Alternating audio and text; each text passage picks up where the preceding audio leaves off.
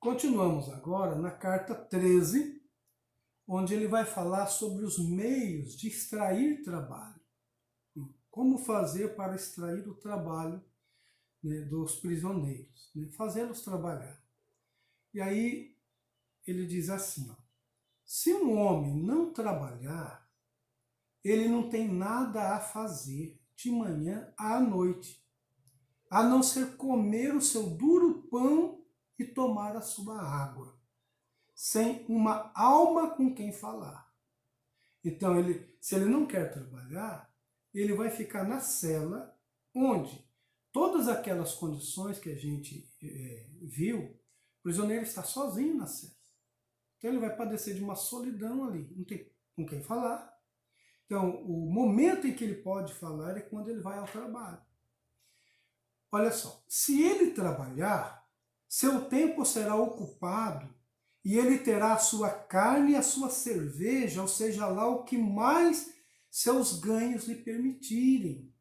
Isso significa, então, que ele vai trabalhar e será remunerado por isto, né? Então, e aí ele poderá custear alguma outra coisa melhor, né, para a sua alimentação, né?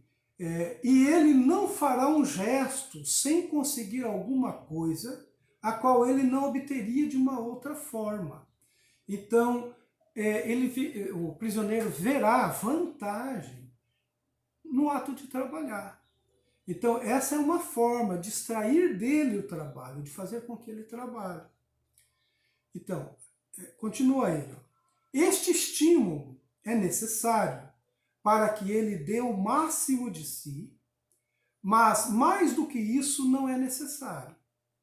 É necessário que todo esforço que ele faça tenha sua recompensa, mas não é necessário que essa recompensa seja tão grande ou quase tão grande quanto o que ele teria se trabalhasse em dobro. Então, a paga é paga exata pelo trabalho dele. Então, não se deve assim, colocar para que ele se extenue no trabalho. Então, a paga é uma paga exata, justa daquele trabalho que ele está fazendo, que é um estímulo, né?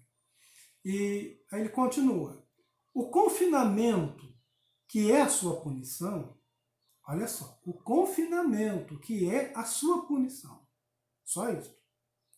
Ao impedir que ele leve o produto de seu trabalho para um outro mercado, sujeita-o a um monopólio, do qual o contratador, seu senhor, tira naturalmente, como qualquer outro monopolista, o maior proveito que pode. Então, esse resultado do trabalho dele também é lucrativo para o contratador, aquele que está fazendo o trabalho, certo? Porque ele não tem de onde gastar. Então ele vai poder fazer uma poupança que fica ao encargo do próprio contratador. E aí o Bento, ele tem umas falas aqui nessa carta que reflete muito daquilo que nós hoje falamos, da dificuldade que tem um prisioneiro depois que cumpre a pena, de retornar ao mundo do trabalho. Olha só como ele dá uma pincelada nisso. O trabalhador vive em um país pobre, onde os salários são baixos. Mas em um país pobre, um homem que é pago de acordo com seu trabalho se esforçará, no mínimo, tanto quanto num país rico.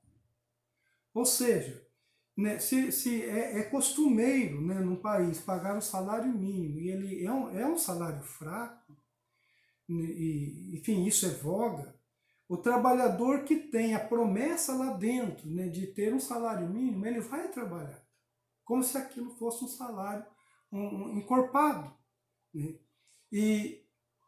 Bom, e aí terminamos aqui a carta,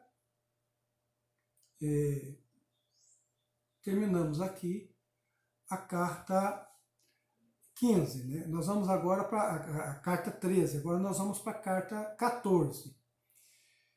Aqui ele vai dizer o seguinte, as disposições para os presos libertados, né? É onde ele vai falar aqui da importância desse dinheiro que o preso acumulou, poupou trabalhando. né, que vai ajudá-lo quando ele sair fora e tiver dificuldade de encontrar o trabalho, né? Então, olha, o ter deixado livre a condução do trabalho dos prisioneiros para os canais mais rentáveis, dependendo da escolha conjunta dos dois únicos grupos interessados em extrair o máximo de vantagem, garantirá um recurso que eu considero certo para a subsistência dos prisioneiros depois do término de sua pena. Então, ele vai poder contar com esta reserva, com esse dinheiro que ele guardou durante os anos em que ficou preso, para poder sobreviver lá fora, né? Porque justamente ele vai ter uma dificuldade, vai sofrer preconceito lá fora. Olha só, assim, não existe nenhum ofício que possa ser exercido nesse estado de servidão que não possa, com pelo menos igual vantagem, ser exercido em um estado de liberdade. Ambos os grupos acharão provavelmente vantajoso continuar seu vínculo de trabalho após a dissolução de qualquer outro. Então, se ele está trabalhando para um determinado contratador, pode ser que esse mesmo contratador o contrate depois que ele saia de lá.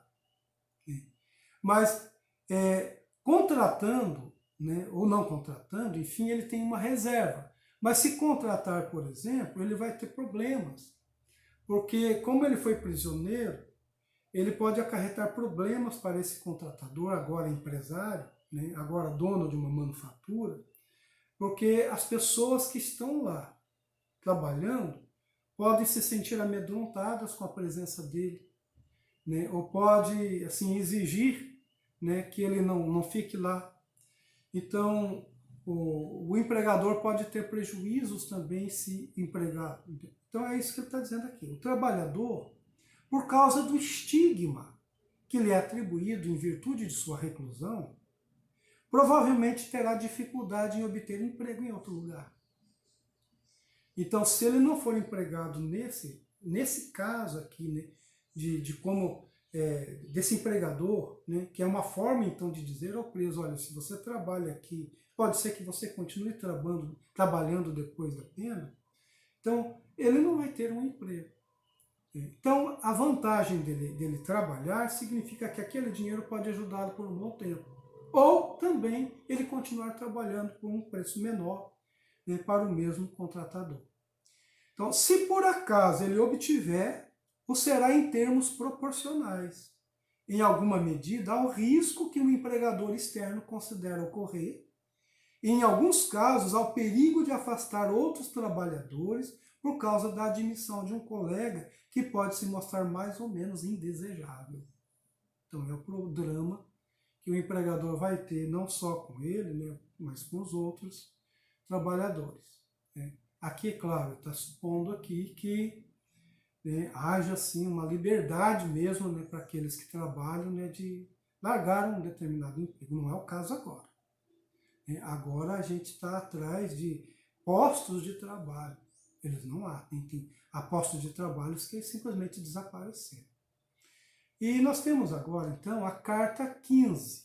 Né? É a perspectiva de economizar com este plano, diz ele, né? Então, ó, por um lado, a quantia anual média gasta nos atuais estabelecimentos para o alojamento dos convictos, seja qual for ela, pois eu confesso não saber. Então, ele está fazendo uma comparação. Né? Nas prisões que nós temos até então, diz ele, eu não sei qual é o custo, né? O que o Estado gasta. Mas ele falou assim, mas o que eu estou propondo, possivelmente, certamente tem vantagens, né? Ela se torna mais viável. Então, ele diz assim, por outro lado, o capital proposto a ser gasto na construção e no arranjo da casa penitenciária experimental, o capital adicional proposto a ser gasto para modificá-la e a soma proposta per capita para a manutenção dos prisioneiros até o momento em que se possa esperar algum resultado de seu trabalho, né? Então, isso aqui, ele há de pesquisar. E ele acha que isso aqui é muito mais viável do que o que se praticava então. E aí ele diz o seguinte, esse resultado, né, pode ser muitos e em diferentes pontos variável. Né?